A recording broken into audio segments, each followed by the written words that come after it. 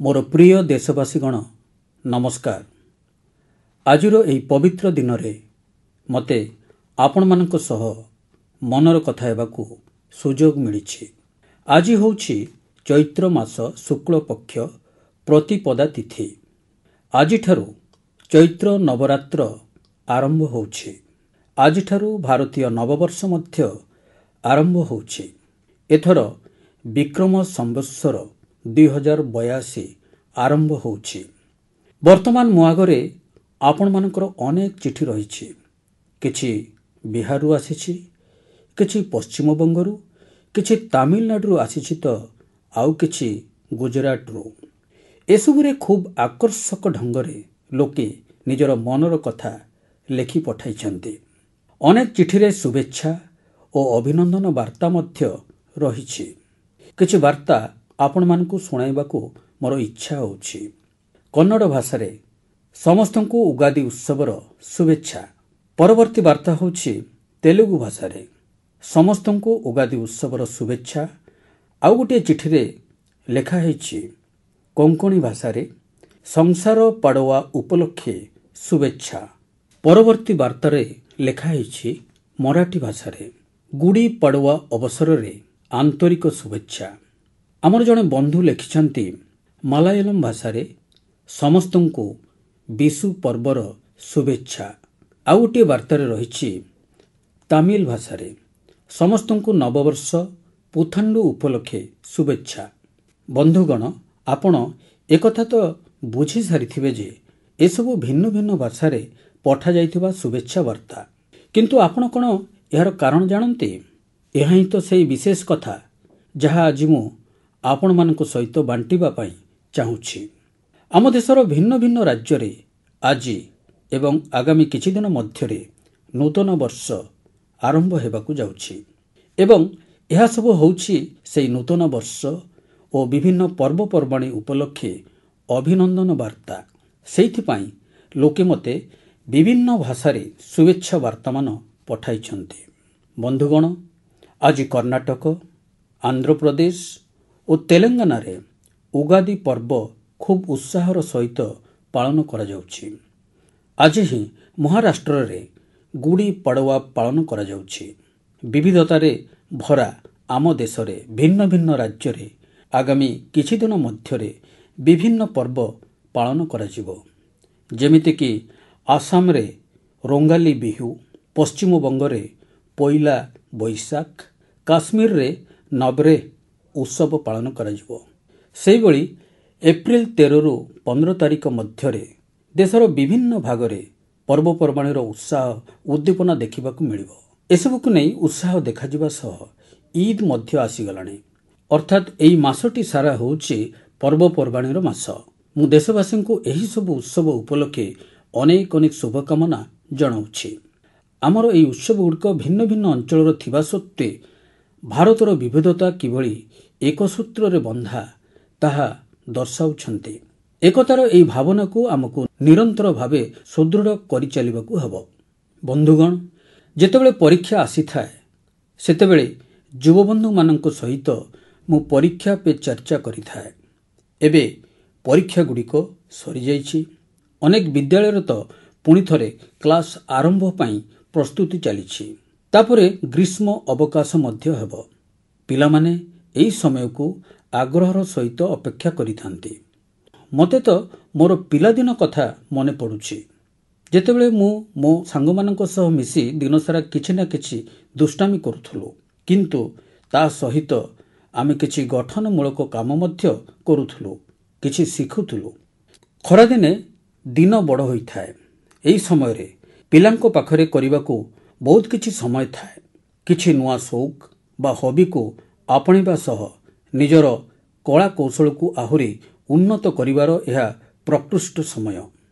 आज पिलामानंको पई एबडी प्लाटफॉर्म रो अभाव नाही जोठी सेमाने बहुत किछि शिखि परिबे।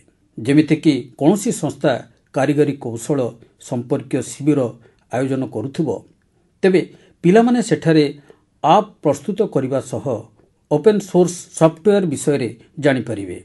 केउठी परिवेश कथा हो, मंच नाटक हो, लीडरशिप कथा हो, एमिति ବିଭିନ୍ନ ବିଷୟର ପାଠ୍ୟକ୍ରମ ଆୟୋଜିତ ହୋଇଥାଏ। ପିଲାମାନେ ଏଥିରେ ଯୋଗ ଦେଇପାରିବେ। ଏମିତି ଅନେକ ବିଦ୍ୟାଳୟ ମଧ୍ୟ ରହିଛି ଯେଉଁଠି ବକ୍ତୃତା କିମ୍ବା ଅଭିନୟର ଶିକ୍ଷା ମଧ୍ୟ ଦିଆଯାଇଥାଏ।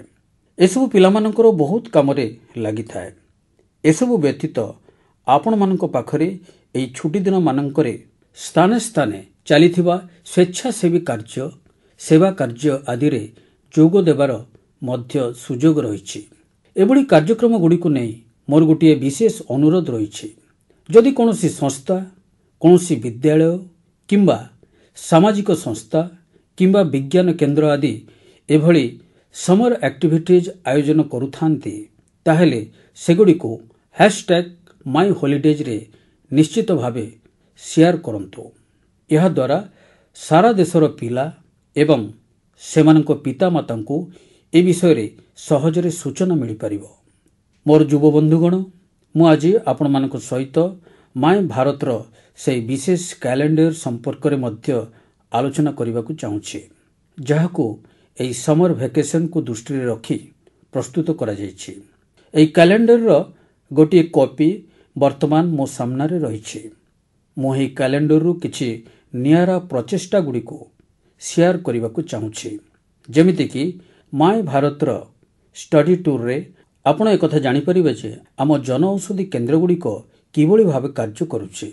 ଆପଣମାନେ ଭାଇବ୍ରାଣ୍ଟ ଭିଲେଜ ଅଭିଯାନର ଅଂଶ ହୋଇ ସୀମାନ୍ତ ଗାଁଗୁଡ଼ିକରେ କିଛି ନିଆରା ଅନୁଭୂତି ସାଉଁଟି ପାରନ୍ତି। ତା ସହିତ ସେଠାକାର କଲଚର ଏବଂ ସ୍ପୋର୍ଟସ ଆକ୍ଟିଭିଟିଜରେ ନିଶ୍ଚିତ ଭାବେ ଅଂଶଗ୍ରହଣ କରନ୍ତୁ। ସେହିଭଳି ଆମ୍ବେଦକର ଜୟନ୍ତୀ ଅବସରରେ ପଦଯାତ୍ରାରେ ସାମିଲ ହୋଇ ଆପଣ ସମ୍ବିଧାନର ମୂଲ୍ୟବୋଧକୁ ନେଇ ସଚେତନତା ସୃଷ୍ଟି କରିପାରନ୍ତି। ପିଲାମାନଙ୍କୁ ଏବଂ ସେମାନଙ୍କ ଅଭିଭାବକମାନଙ୍କୁ ମୋର ବିଶେଷ ଅନୁରୋଧ ଯେ ସେମାନେ ଛୁଟି ସମୟର ସେମାନଙ୍କ ଅନୁଭୂତିକୁ #HolidayMemoriesରେ ନିଶ୍ଚିତ ଭାବେ ସେୟାର କରନ୍ତୁ। ମୁଁ ଆପଣଙ୍କ ଅନୁଭୂତିକୁ ଆଗାମୀ ମନ୍ କି ବାତ୍ରେ ସାମିଲ କରିବା ପାଇଁ ଚେଷ୍ଟା କରିବି। ମୋର ପ୍ରିୟ ଦେଶବାସୀଗଣ, ଖରାଦିନ ଆରମ୍ଭ ହେବା ମାତ୍ରେ ପ୍ରତି ସହର, ପ୍ରତି ଗାଁରେ ଜଳ ସଞ୍ଚୟ କରିବାର ପ୍ରସ୍ତୁତି ଆରମ୍ଭ ହୋଇଯାଏ। ଅନେକ ରାଜ୍ୟରେ ଜଳ ଅମଳ ସହ ଜଡ଼ିତ କାର୍ଯ୍ୟ, ଜଳ ସଂରକ୍ଷଣ ସମ୍ପର୍କୀୟ କାର୍ଯ୍ୟ ଗତିଶୀଳ ହେଲାଣି। ଜଳଶକ୍ତି ମନ୍ତ୍ରଣାଳୟ ଏବଂ ବିଭିନ୍ନ ସ୍ୱେଚ୍ଛାସେବୀ ସଂଗଠନ ଏହି ଦିଗରେ କାର୍ଯ୍ୟ କରୁଛନ୍ତି। ଦେଶରେ ହଜାର ହଜାର କୃତ୍ରିମ ଜଳାଶୟ, check dam, borewell recharge, community soaked ପିଟ୍ର ନିର୍ମାଣ ଚାଲିଛି। ପ୍ରତିବର୍ଷ ପରି ଏଥର ମଧ୍ୟ କ୍ୟାଚ୍ ଦି ରେନ୍ ଅଭିଯାନ ପାଇଁ କାର୍ଯ୍ୟ ଆରମ୍ଭ ହେଲାଣି। ଏହି ଅଭିଯାନ ସରକାରଙ୍କର ନୁହେଁ, ବରଂ ଏହା ସମାଜର, ଜନସାଧାରଣଙ୍କର। ଜଳ ସଂରକ୍ଷଣ ସହ ଅଧିକରୁ ଅଧିକ ଲୋକଙ୍କୁ ସମ୍ପୃକ୍ତ କରିବା ପାଇଁ ଜଳ ସଞ୍ଚୟ ଜନଭାଗିଦାରୀ ଅଭିଯାନ ମଧ୍ୟ ଆରମ୍ଭ କରାଯାଇଛି। ଯେଉଁ ପ୍ରାକୃତିକ ସମ୍ବଳ ଆମକୁ ମିଳିଛି, ସେଗୁଡ଼ିକୁ ଆଗାମୀ ପିଢ଼ିକୁ ସୁରକ୍ଷିତ ଭାବେ ହସ୍ତାନ୍ତର କରିବା ହିଁ ଏହାର ଏକମାତ୍ର ଉଦ୍ଦେଶ୍ୟ। ବନ୍ଧୁଗଣ, ବର୍ଷା ଜଳକୁ ସଂରକ୍ଷଣ କରି ଆମେ ବହୁତ ଜଳ ନଷ୍ଟ ହେବାରୁ ରକ୍ଷା କରିପାରିବା। ବିଗତ କିଛି ବର୍ଷରେ ଏହି ଅଭିଯାନ ମାଧ୍ୟମରେ ଦେଶର ଅନେକ ଅଞ୍ଚଳରେ ଜଳ ସଂରକ୍ଷଣକୁ ନେଇ ଅଭୂତପୂର୍ବ କାର୍ଯ୍ୟ ହୋଇଛି। ଆପଣ ଜାଣି ଆଶ୍ଚର୍ଯ୍ୟ ହେବେ ଯେ ଗତ 7-8 ବର୍ଷରେ ନୂଆକରି ଖୋଳାଯାଇଥିବା ଜଳାଶୟ, ପୋଖରୀ ଏବଂ ଅନ୍ୟ ୱାଟର ରିଚାର୍ଜ ଷ୍ଟ୍ରକ୍ଚର ଦ୍ୱାରା 11 ବିଲିୟନ କ୍ୟୁବିକ୍ ମିଟର ଠାରୁ ମଧ୍ୟ ଅଧିକ ଜଳ ସଂରକ୍ଷିତ ହୋଇପାରିଛି। ଆପଣ ଭାବୁଥିବେ ଯେ 11 ବିଲିୟନ କ୍ୟୁବିକ୍ ମିଟର ପାଣି ଅର୍ଥାତ୍ କେତେ ପାଣି? ବନ୍ଧୁଗଣ, ଭାକ୍ରାନଗର ଡ୍ୟାମ୍ରେ ଯେତେ ପାଣି ଜମା ହୋଇ ରହିଥାଏ, ତାର ଫଟୋଚିତ୍ର ତ ଆପଣମାନେ ନିଶ୍ଚୟ ଦେଖିଥିବେ। ଏହି ପାଣିରୁ ସୃଷ୍ଟି ହୋଇଥାଏ ଗୋବିନ୍ଦ ସାଗର ହ୍ରଦ। ଏହି ହ୍ରଦର ଲମ୍ବ 90 କିଲୋମିଟରରୁ ଅଧିକ। ଏହି ହ୍ରଦରେ 9ରୁ 10 ବିଲିୟନ କ୍ୟୁବିକ୍ ମିଟର ବା ତାଠାରୁ ଅଧିକ ଜଳ ସଂରକ୍ଷିତ ହୋଇପାରେ ନାହିଁ। ମାତ୍ର 9ରୁ 10 ବିଲିୟନ କ୍ୟୁବିକ୍ ମିଟର। କିନ୍ତୁ ଦେଶବାସୀ ନିଜର ଛୋଟ ଛୋଟ ପ୍ରଚେଷ୍ଟା ମାଧ୍ୟମରେ ଦେଶର ବିଭିନ୍ନ ଅଞ୍ଚଳରେ 11 ବିଲିୟନ କ୍ୟୁବିକ୍ ମିଟର ପାଣି ସଞ୍ଚୟର ବ୍ୟବସ୍ଥା କରିଦେଲେ। ଏହା ଏକ ଚମତ୍କାର କଥା ନୁହେଁ କି? ବନ୍ଧୁଗଣ, ଏ ଦିଗରେ କର୍ଣ୍ଣାଟକର ଗଡ଼କ ଜିଲ୍ଲାର ଲୋକେ ମଧ୍ୟ ଏକ ଉଦାହରଣ ସୃଷ୍ଟି କରିଛନ୍ତି।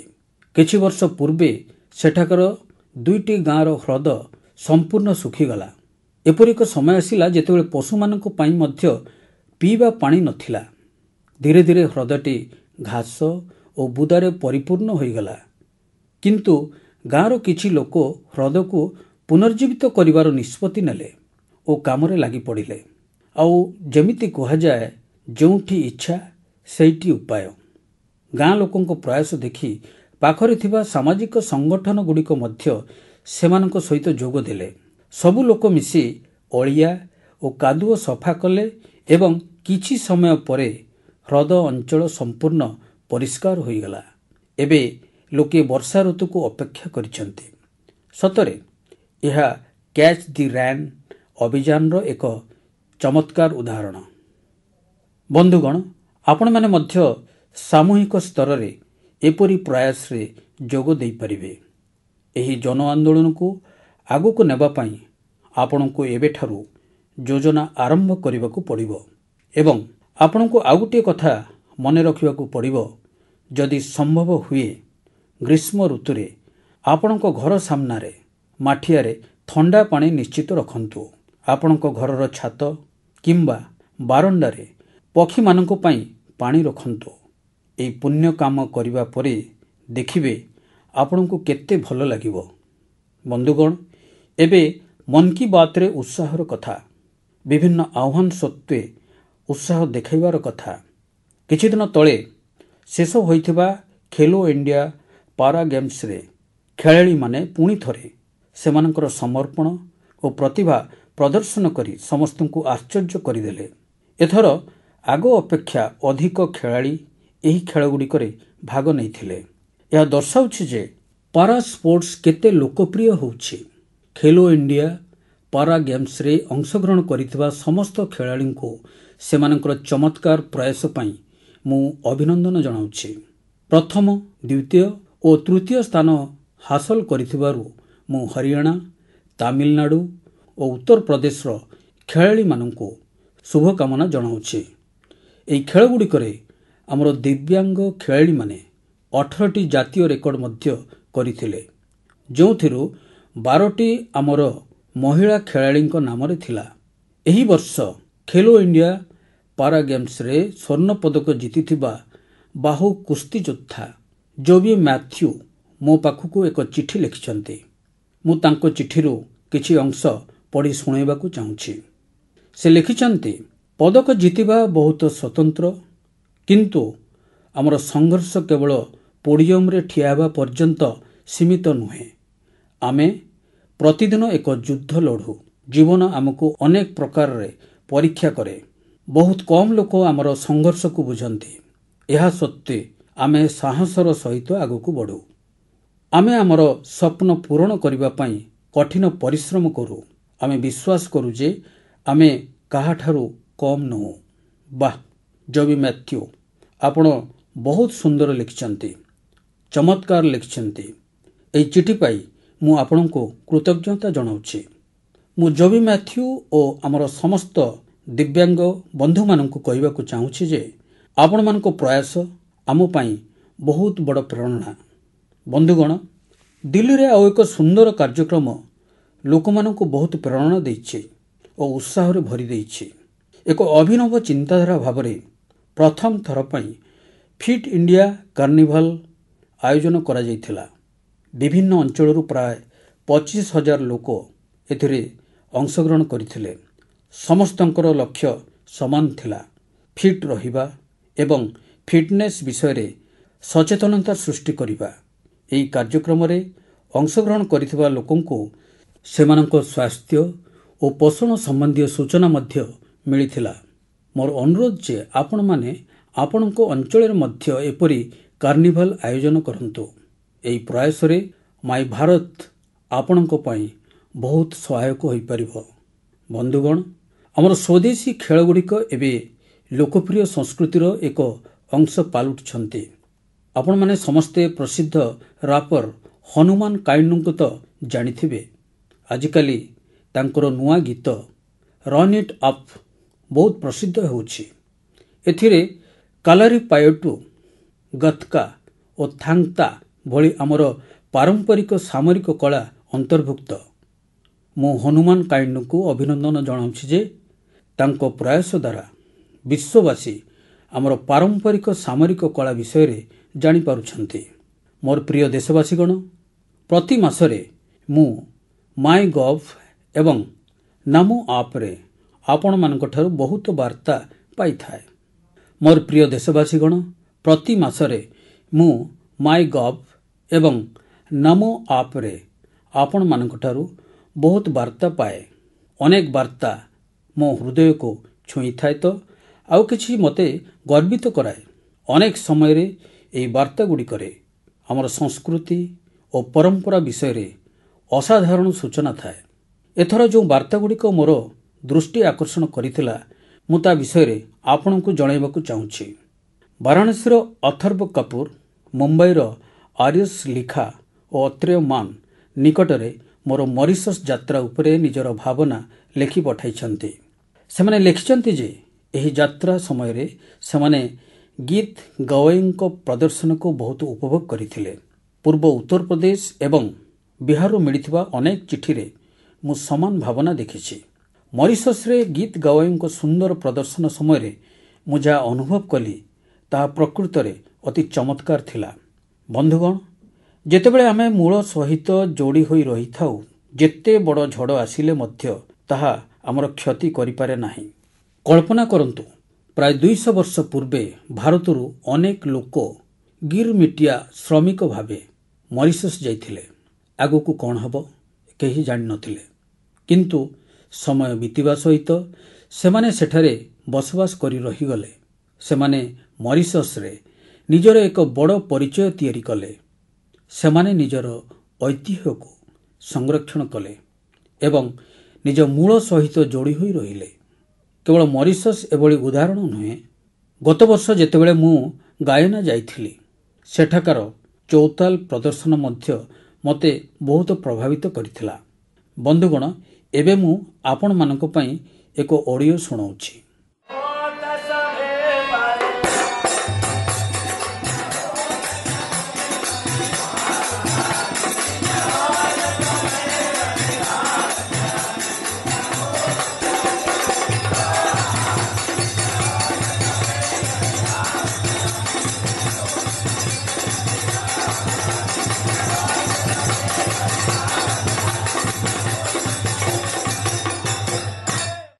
ଆପଣମାନେ ନିଶ୍ଚୟ ଭାବୁଥିବେ ଯେ ଏହା ତ ଆମ ଦେଶର କେଉଁ ଅଞ୍ଚଳର କଥା, କିନ୍ତୁ ଆପଣ ଜାଣି ଆଶ୍ଚର୍ଯ୍ୟ ହେବେ ଯେ ଏହାର ସମ୍ପର୍କ ଫିଜି ସହିତ ଅଛି। ଏହା ଫିଜିର ବହୁତ ଲୋକପ୍ରିୟ ଫଗୁଆ ଚୌତାଲ। ଏହି ଗୀତ ଓ ସଙ୍ଗୀତ ପ୍ରତ୍ୟେକଙ୍କ ଭିତରେ ଉତ୍ସାହ ଭରିଦିଏ। ମୁଁ ଆପଣମାନଙ୍କୁ ଆଉ ଏକ ଅଡ଼ିଓ କ୍ଲିପ୍ ଶୁଣାଉଛି।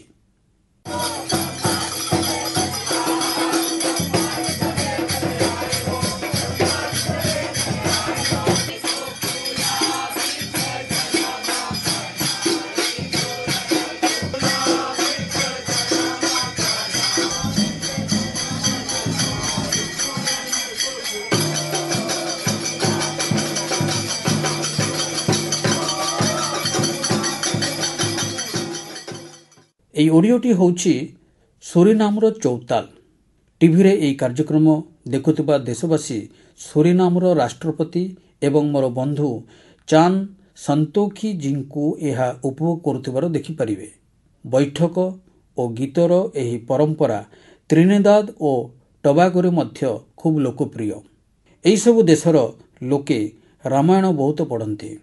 ଫଗୁଆ ଏଠାରେ ବହୁତ ଲୋକପ୍ରିୟ ଏବଂ ସମସ୍ତ ଭାରତୀୟ ପର୍ବପର୍ବାଣି ଖୁବ୍ ଉତ୍ସାହ ଉଦ୍ଦୀପନାର ସହିତ ପାଳନ କରାଯାଏ। ତାଙ୍କର ଅନେକ ଗୀତ ଭୋଜପୁରୀ, ଅବଧୀ କିମ୍ବା ମିଶ୍ରିତ ଭାଷାରେ ଅଛି। ବେଳେବେଳେ ବ୍ରଜ ଏବଂ ମୈଥିଲି ମଧ୍ୟ ବ୍ୟବହାର କରନ୍ତି। ଏହି ଦେଶଗୁଡ଼ିକରେ ଆମର ପରମ୍ପରାକୁ ସଂରକ୍ଷଣ କରୁଥିବା ସମସ୍ତେ ପ୍ରଶଂସାର ପାତ୍ର। ବନ୍ଧୁଗଣ, ବିଶ୍ୱରେ ଏପରି ଅନେକ ସଂଗଠନ ଅଛି ଯେଉଁଗୁଡ଼ିକ ବର୍ଷ ବର୍ଷ ଧରି ଭାରତୀୟ ସଂସ୍କୃତିର ସୁରକ୍ଷା ଦିଗରେ କାର୍ଯ୍ୟ କରିଆସୁଛନ୍ତି। ଏପରି ଏକ ସଂଗଠନ ହେଉଛି Singapore Indian fine arts society. ଭାରତୀୟ ନୃତ୍ୟ, ସଙ୍ଗୀତ ଏବଂ ସଂସ୍କୃତିର ସଂରକ୍ଷଣରେ ନିୟୋଜିତ ଏହି ସଂଗଠନ ନିଜର ଗୌରବମୟ 75 ବର୍ଷ ପୂରଣ କରିଛି। ଏହି ଅବସରରେ ଆୟୋଜିତ କାର୍ଯ୍ୟକ୍ରମରେ ସିଙ୍ଗାପୁର ରାଷ୍ଟ୍ରପତି ଶ୍ରୀ ଥର୍ମନ୍ ସନ୍ମୁଗରତ୍ନମ୍ଜୀ ସମ୍ମାନିତ ଅତିଥି ଭାବେ ଯୋଗ ଦେଇଥିଲେ। ସେ ଏହି ସଂଗଠନର ପ୍ରୟାସକୁ ବହୁତ ପ୍ରଶଂସା କରିଥିଲେ। ମୁଁ ଏହି ଟିମ୍କୁ ବହୁତ ଶୁଭେଚ୍ଛା ଜଣାଉଛି।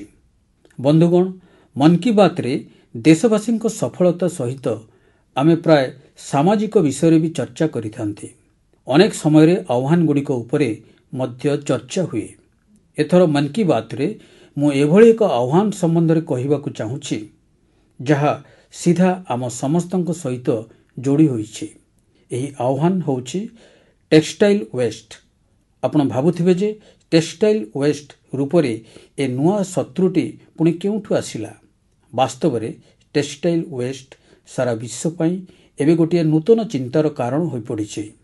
ଆଜିକାଲି ସାରା ବିଶ୍ୱରେ ପୁରୁଣା କପଡ଼ାକୁ ଯଥାଶୀଘ୍ର ହଟାଇ ନୂଆ କପଡ଼ା ନେବାର ଚଳଣି ବଢ଼ୁଛି। ଆପଣ କେବେ ଭାବିଛନ୍ତି କି ଯେଉଁ ପୁରୁଣା କପଡ଼ାଗୁଡ଼ିକ ଆପଣ ପିନ୍ଧିବା ଛାଡ଼ି ଦେଉଛନ୍ତି, ସେଗୁଡ଼ିକ କ'ଣ ହେଉଛି? ଏହିଗୁଡ଼ିକ ହିଁ ଟେକ୍ସଟାଇଲ୍ ୱେଷ୍ଟରେ ପରିଣତ ହେଉଛି। ଏ ବିଷୟରେ ଅନେକ ଗୁଡ଼ିଏ ବିଶ୍ୱସ୍ତରୀୟ ଅନୁସନ୍ଧାନ ହେଉଛି। ଗୋଟିଏ ଅନୁସନ୍ଧାନରେ ଜାଣିବାକୁ ମିଳିଛି ଯେ ମାତ୍ର 1% ବି କମ୍ ଟେକ୍ସଟାଇଲ୍ ୱେଷ୍ଟକୁ ନୂଆ କପଡ଼ାରେ ପୁନଃ ବ୍ୟବହାରଯୋଗ୍ୟ କରାଯାଉଛି। 1% ବି ମଧ୍ୟ କମ୍। ଭାରତ ଦୁନିଆର ତୃତୀୟ ଦେଶ ଯେଉଁଠି ସବୁଠାରୁ ଅଧିକ କପଡ଼ା ଆବର୍ଜନା ବାହାରୁଛି। ଅର୍ଥାତ୍ ଆମ ପାଖରେ ମଧ୍ୟ ବହୁତ ବଡ଼ ଆହ୍ୱାନ ରହିଛି। କିନ୍ତୁ ମୁଁ ଖୁସି ଯେ ଆମ ଦେଶରେ ଏହି ଆହ୍ୱାନର ମୁକାବିଲା କରିବା ପାଇଁ ଅନେକ ପ୍ରଶଂସନୀୟ ପ୍ରୟାସ କରାଯାଉଛି। ଅନେକ ଭାରତୀୟ ଷ୍ଟାର୍ଟଅପ୍ସ କପଡ଼ା ପୁନରୁଦ୍ଧାର ସୁବିଧା ଉପରେ କାମ ଆରମ୍ଭ କରିଛନ୍ତି। ଏଭଳି ଅନେକ ଦଳ ଅଛନ୍ତି ଯେଉଁମାନେ ଆମର ଆବର୍ଜନାକୁ ବାଛୁଥିବା ଭାଇ ଭଉଣୀମାନଙ୍କର ସଶକ୍ତିକରଣ ପାଇଁ ମଧ୍ୟ କାମ କରୁଛନ୍ତି। ଅନେକ ଯୁବବନ୍ଧୁମାନେ ସଷ୍ଟେନେବଲ୍ ଫ୍ୟାଶନର ଚେଷ୍ଟାରେ ଲାଗିଛନ୍ତି। ସେମାନେ ପୁରୁଣା କପଡ଼ା ଏବଂ ଜୋତା ଚପଲ ଏସବୁକୁ ପୁନଃ ବ୍ୟବହାରଯୋଗ୍ୟ କରି ଗରିବଙ୍କ ପାଖରେ ପହଞ୍ଚାଉଛନ୍ତି। କପଡ଼ା ଆବର୍ଜନାରୁ ସାଜସଜ୍ଜାର ଜିନିଷ, ହ୍ୟାଣ୍ଡବ୍ୟାଗ୍, ପ୍ରସାଧନ ସାମଗ୍ରୀ ଏବଂ ଖେଳନା ଭଳି ଅନେକ ଜିନିଷ ତିଆରି କରାଯାଉଛି। ଅନେକ ଗୁଡ଼ିଏ ସଂସ୍ଥା ଆଜିକାଲି ସର୍କୁଲାର ଫ୍ୟାଶନ ବ୍ରାଣ୍ଡକୁ ଲୋକପ୍ରିୟ କରିବାରେ ଲାଗିପଡ଼ିଛନ୍ତି। ନୂଆ ନୂଆ ରେଣ୍ଟାଲ ପ୍ଲାଟଫର୍ମ ମଧ୍ୟ ଖୋଲୁଅଛି, ଯେଉଁଠି ବିଭିନ୍ନ ଡିଜାଇନର କପଡ଼ା ଭଡ଼ାରେ ମିଳିପାରୁଛି। କେତେକ ସଂସ୍ଥା ପୁରୁଣା କପଡ଼ାଗୁଡ଼ିକୁ ନେଇ ତାକୁ ପୁନଃ ବ୍ୟବହାରଯୋଗ୍ୟ କରୁଛନ୍ତି ଏବଂ ଗରିବମାନଙ୍କ ପାଖରେ ପହଞ୍ଚାଉଛନ୍ତି। ବନ୍ଧୁଗଣ, ଟେକ୍ସଟାଇଲ୍ ୱେଷ୍ଟ ନିରାକରଣ କରିବାରେ କେତେକ ସହର ନିଜର ଏକ ନୂଆ ପରିଚୟ ସୃଷ୍ଟି କରିଛି। ହରିୟାଣାର ପାନିପତ କପଡ଼ା ପୁନଃଚକ୍ରଣ କ୍ଷେତ୍ରରେ ବିଶ୍ୱସ୍ତରୀୟ କେନ୍ଦ୍ର ଭାବରେ ଉଭା ହୋଇଛି। ଅଭିନବ ବୈଷୟିକ ସମାଧାନର ସହର ଭାବେ ଜଣାଶୁଣା ବେଙ୍ଗାଲୁରୁ ମଧ୍ୟ ନିଜର ଭିନ୍ନ ଏକ ପରିଚୟ ସୃଷ୍ଟି କରିଛି। ଏଠାରେ ଅଧାରୁ ଅଧିକ ଟେକ୍ସଟାଇଲ୍ ୱେଷ୍ଟକୁ ଜମା କରାଯାଏ, ଯାହାକି ଆମର ଅନ୍ୟ ସହରମାନଙ୍କ ପାଇଁ ମଧ୍ୟ ଏକ ଉଦାହରଣ। ସେହିଭଳି ତାମିଲନାଡୁର ତିରୁପୁର ବର୍ଜ୍ୟ ଜଳ ପରିଚାଳନା ଏବଂ ଅକ୍ଷୟ ଶକ୍ତି ମାଧ୍ୟମରେ ଟେକ୍ସଟାଇଲ୍ ୱେଷ୍ଟ ପରିଚାଳନାରେ ଯୋଗ ଦେଇଛି। ମୋର ପ୍ରିୟ ଦେଶବାସୀଗଣ, ଆଜି ଫିଟନେସ୍ ସଙ୍ଗେ ସଙ୍ଗେ ଗଣତିରେ ମଧ୍ୟ ଏକ ବଡ଼ ଭୂମିକା ଆସିଗଲାଣି। ଗୋଟିଏ ଦିନରେ କେତେ ପାଦ ଚାଲିଲେ ତାର ଗଣତି, ଗୋଟିଏ ଦିନରେ କେତେ କ୍ୟାଲୋରି ଖାଇଲେ ତାର ଗଣତି, କେତେ କ୍ୟାଲୋରି ନଷ୍ଟ କଲେ ତାର ଗଣତି। ଏତେ ପ୍ରକାରର ଗଣତି ଭିତରେ ଆଉ ଗୋଟିଏ ଗଣତି ମଧ୍ୟ ଆରମ୍ଭ ହୋଇଗଲାଣି, ଆନ୍ତର୍ଜାତିକ ଯୋଗ ଦିବସର ଗଣତି। ଯୋଗ ଦିବସ ପାଇଁ ଏବେ 100 ଦିନରୁ ମଧ୍ୟ କମ୍ ସମୟ ଅଛି। ଯଦି ଆପଣ ନିଜ ଜୀବନରେ ଏପର୍ଯ୍ୟନ୍ତ ଯୋଗକୁ ସାମିଲ କରିନାହାନ୍ତି, ତେବେ ଏବେ ନିଶ୍ଚୟ କରିଦିଅନ୍ତୁ। ଏବେ ବି ଡେରି ହୋଇନି। 10 ବର୍ଷ ପୂର୍ବେ 2015 21 ଜୁନରେ ପ୍ରଥମ ଅନ୍ତର୍ଜାତୀୟ ଯୋଗ ଦିବସ ପାଳନ କରାଯାଇଥିଲା। ଏବେ ତ ଏହି ଦିବସଟି ଯୋଗର ଏକ ବିରାଟ ମହୋତ୍ସବର ରୂପ ଗ୍ରହଣ କଲାଣି। ଏହା ମାନବ ଜାତିକୁ ଭାରତର ଏଭଳି ଏକ ଅମୂଲ୍ୟ ଉପହାର, ଯାହାକି ଭବିଷ୍ୟତ ବଂଶଧରମାନଙ୍କର ବହୁତ କାମରେ ଆସିବ।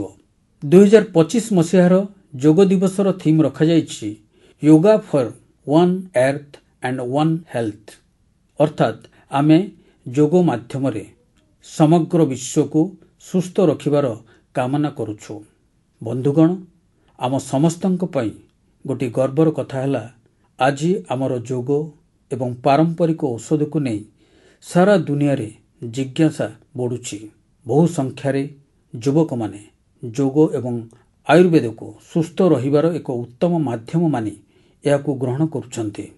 ଯେପରିକି ଦକ୍ଷିଣ ଆମେରିକାର ଦେଶ ଚିଲି, ସେଠାରେ ଆୟୁର୍ବେଦ ଅତି ଦ୍ରୁତ ଗତିରେ ଲୋକପ୍ରିୟ ହେବାରେ ଲାଗିଛି। ଗତ ବର୍ଷ ମୋର ବ୍ରାଜିଲ ଯାତ୍ରା ସମୟରେ ମୁଁ ଚିଲିର ରାଷ୍ଟ୍ରପତିଙ୍କୁ ଭେଟିଥିଲି। ଆୟୁର୍ବେଦର ଏହି ଲୋକପ୍ରିୟତାକୁ ନେଇ ଆମ ଭିତରେ ଖୁବ୍ ଚର୍ଚ୍ଚା ହୋଇଥିଲା। ମୋତେ ସମସ୍ ଇଣ୍ଡିଆ ନାମକ ଗୋଟିଏ ଦଳ ବିଷୟରେ ଖବର ମିଳିଛି। ସ୍ପାନିଶରେ ଏହାର ଅର୍ଥ ହେଉଛି ୱି ଆର୍ ଇଣ୍ଡିଆ। ଏହି ଦଳ ପ୍ରାୟ 1 ଦଶକ ଧରି ଯୋଗ ଏବଂ ଆୟୁର୍ବେଦକୁ ପ୍ରୋତ୍ସାହନ ଦେବାରେ ଲାଗିଛନ୍ତି। ସେମାନେ ଚିକିତ୍ସା ସଙ୍ଗେ ସଙ୍ଗେ ଶୈକ୍ଷିକ କାର୍ଯ୍ୟକ୍ରମ ଉପରେ ପ୍ରାଧାନ୍ୟ ଦେଉଛନ୍ତି। ସେମାନେ ଆୟୁର୍ବେଦ ଏବଂ ଯୋଗ ସମ୍ବନ୍ଧିତ ସୂଚନାଗୁଡ଼ିକୁ ସ୍ପାନିଶ ଭାଷାରେ ଅନୁବାଦ ମଧ୍ୟ କରୁଛନ୍ତି। ଯଦି ଗତ ବର୍ଷର କଥା ଦେଖିବା, ତେବେ ସେମାନଙ୍କର ଭିନ୍ନ ଭିନ୍ନ ଇଭେଣ୍ଟ ଓ ପାଠ୍ୟକ୍ରମରେ ପ୍ରାୟ 9,000 ଲୋକ ଭାଗ ନେଇଥିଲେ। ଏହି ଦଳ ସହିତ ସମ୍ପୃକ୍ତ ଲୋକମାନଙ୍କୁ ସେମାନଙ୍କର ଏହି ପ୍ରୟାସ ପାଇଁ ମୁଁ ବହୁତ ଅଭିନନ୍ଦନ ଜଣାଉଛି। ମୋର ପ୍ରିୟ ଦେଶବାସୀଗଣ, ମନ୍ କି ବାତ୍ରେ ଏବେ ଗୋଟିଏ ଖଟା ମିଠା ଏବଂ ଓଲଟ ପାଲଟ ପ୍ରଶ୍ନ। ଆପଣ କେବେ ଫୁଲମାନଙ୍କ ଯାତ୍ରା ସମ୍ବନ୍ଧରେ ଭାବିଛନ୍ତି କି? ଗଛଲତାରେ ଫୁଟୁଥିବା କିଛି ଫୁଲର ଯାତ୍ରା ମନ୍ଦିର ପର୍ଯ୍ୟନ୍ତ ହୋଇଥାଏ। କିଛି ଫୁଲ ଘରକୁ ସୁନ୍ଦର କରନ୍ତି, କିଛି ଅତର ରୂପରେ ଚାରିଆଡ଼େ ସୁଗନ୍ଧ ବିତରଣ କରନ୍ତି। କିନ୍ତୁ ଆଜି ମୁଁ ଆପଣମାନଙ୍କୁ ଫୁଲର ଆଉ ଗୋଟିଏ ଯାତ୍ରା ବିଷୟରେ କହିବି। ଆପଣ ମହୁଲ ଫୁଲ ସମ୍ବନ୍ଧରେ ନିଶ୍ଚୟ ଶୁଣିଥିବେ। ଆମ ଗାଁମାନଙ୍କରେ ଏବଂ ବିଶେଷ କରି ଆଦିବାସୀ ସମ୍ପ୍ରଦାୟର ଲୋକମାନେ ଏହାର ମହତ୍ତ୍ୱ ଭଲ ଭାବରେ ଜାଣନ୍ତି। ଦେଶର ଅନେକ ଭାଗରେ ଏବେ ମହୁଲ ଫୁଲର ଯାତ୍ରା ଗୋଟିଏ ନୂଆ ରାସ୍ତାରେ ବାହାରି ପଡ଼ିଛି। ମଧ୍ୟପ୍ରଦେଶର ଛିନ୍ଦୱାଡ଼ା ଜିଲ୍ଲାରେ ମହୁଲ ଫୁଲରୁ କୁକିଜ୍ ତିଆରି ହେଉଛି। ରାଜଖୋ ଗାଁର 4 ଭଉଣୀଙ୍କ ପ୍ରୟାସରେ ଏହି କୁକିଜ୍ ବହୁତ ଲୋକପ୍ରିୟ ହେଉଛି। ଏହି ମହିଳାମାନଙ୍କର ଉତ୍ସାହକୁ ଦେଖି ଗୋଟିଏ ବଡ଼ କମ୍ପାନୀ ଏମାନଙ୍କୁ ଫ୍ୟାକ୍ଟରିରେ କାମ କରିବାର ପ୍ରଶିକ୍ଷଣ ଦେଲା। ତାଙ୍କଠାରୁ ପ୍ରେରଣା ପାଇ ଗ୍ରାମର ଅନେକ ମହିଳା ଏମାନଙ୍କ ସହିତ ମିଶିଛନ୍ତି। ଏମାନଙ୍କ ଦ୍ୱାରା ପ୍ରସ୍ତୁତ ମହୁଲ କୁକିଜ୍ର ଚାହିଦା ଖୁବ୍ ବଢ଼ିଛି। ତେଲେଙ୍ଗାନାର ଆଦିଲାବାଦ ଜିଲ୍ଲାରେ ମଧ୍ୟ 2 ଭଉଣୀ ମହୁଲ ଫୁଲ ଉପରେ ଏକ ନୂଆ ପରୀକ୍ଷଣ କରିଛନ୍ତି। ସେମାନେ ଏଥିରୁ ବିଭିନ୍ନ ପ୍ରକାରର ଖାଦ୍ୟ ପ୍ରସ୍ତୁତ କରୁଛନ୍ତି, ଯାହାକୁ ଲୋକମାନେ ବହୁତ ପସନ୍ଦ କରୁଛନ୍ତି। ସେମାନଙ୍କ ଖାଦ୍ୟରେ ଆଦିବାସୀ ସଂସ୍କୃତିର ମହକ ମଧ୍ୟ ରହିଛି। ବନ୍ଧୁଗଣ, ମୁଁ ଆପଣମାନଙ୍କୁ ଏକ ସୁନ୍ଦର ଫୁଲ ବିଷୟରେ କହିବାକୁ ଚାହୁଁଛି ଏବଂ ଏହି ଫୁଲର ନାଁ ହେଲା କୃଷ୍ଣ କମଳ। ଆପଣ ଗୁଜରାଟର ଏକତା ନଗରରେ ଷ୍ଟାଚ୍ୟୁ ଅଫ୍ ୟୁନିଟିକୁ ଦେଖିବାକୁ ଯାଇଛନ୍ତି କି? ଷ୍ଟାଚ୍ୟୁ ଅଫ୍ ୟୁନିଟିର ଆଖପାଖରେ ଆପଣଙ୍କୁ ଏକ କୃଷ୍ଣ କମଳ ବହୁ ସଂଖ୍ୟାରେ ଦେଖିବାକୁ ମିଳିବ। ଏ ଫୁଲ ପର୍ଯ୍ୟଟକମାନଙ୍କ ମନ ମୋହି ନିଏ। ଏହି କୃଷ୍ଣ କମଳ ଏକତା ନଗରର ଆରୋଗ୍ୟ ବନ, ଏକତା ନର୍ସରୀ, ବିଶ୍ୱବନ ଏବଂ ମିୟାୱାକି ଜଙ୍ଗଲରେ ଆକର୍ଷଣର କେନ୍ଦ୍ର ପାଲଟି ଯାଇଛି। ଏଠାରେ ଯୋଜନାବଦ୍ଧ ଭାବରେ ଲକ୍ଷ ଲକ୍ଷ ସଂଖ୍ୟାରେ କୃଷ୍ଣ କମଳର ଚାରା ଲଗାଯାଇଛି। ଆପଣ ମଧ୍ୟ ଯଦି ଆପଣଙ୍କ ଆଖପାଖରେ ଦେଖନ୍ତି, ସେଠାରେ ମଧ୍ୟ ଫୁଲର ଏଇଭଳି ମନଛୁଆ ଯାତ୍ରା ଦେଖିପାରିବେ। ଆପଣ ନିଜ ଅଞ୍ଚଳର ଫୁଲର ଏଇଭଳି ନିଆରା ଯାତ୍ରା ସମ୍ପର୍କରେ ମୋତେ ବି ଲେଖନ୍ତୁ। ମୋର ପ୍ରିୟ ବନ୍ଧୁଗଣ, ଆପଣ ମୋତେ ସବୁଦିନ ଭଳି ନିଜର ବିଚାର, ଅନୁଭବ ଏବଂ ସୂଚନାଗୁଡ଼ିକ ଜଣାନ୍ତୁ। ହୋଇପାରେ ଆପଣଙ୍କ ଆଖପାଖରେ କିଛି ଏମିତି ହେଉଥିବ ଯାହା ଆପଣମାନଙ୍କୁ ସାଧାରଣ ଲାଗିଲେ ମଧ୍ୟ ଅନ୍ୟମାନଙ୍କ ପାଇଁ ବହୁତ ରୋଚକ ବା ନୂଆ ହେଇଥିବ। ଆସନ୍ତା ମାସରେ ଆମେ ପୁଣି ଭେଟିବା ଏବଂ ଦେଶବାସୀମାନଙ୍କର ସେହି କଥାଗୁଡ଼ିକର ଚର୍ଚ୍ଚା କରିବା, ଯାହା ଆମକୁ ପ୍ରେରଣାରେ ଭରିଦେବ। ଆପଣ ସମସ୍ତଙ୍କୁ ବହୁତ ଧନ୍ୟବାଦ। ନମସ୍କାର।